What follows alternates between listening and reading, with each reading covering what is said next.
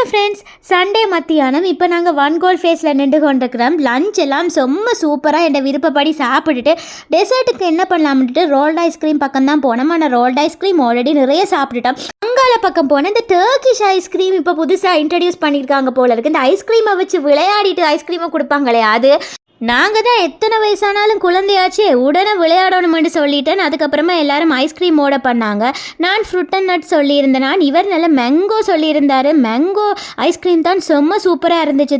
அந்த விளையாட்டு காட்டுற பிள்ளை இப்போ தான் புதுசு போல இருக்குது. கொஞ்சம் ஸ்லோவாக தான் இருந்துச்சு. நாங்கள் அது யூடியூப்பில் பார்த்த மாதிரி ஃபாஸ்ட்டாக எல்லாம் கிடையாது. பட் எங்களுக்கு அதுவே புதுசு தானே, ரொம்ப த்ரில்லிங்காக இருந்துச்சு. கிறிஸ்மஸ் சீசன் வந்தாலே ஸ்ரீலங்காவை பிடிக்க முடியாது. ஊர் உலகம் எல்லா இடத்துலையும் டெக்கரேஷன் இருக்கும்.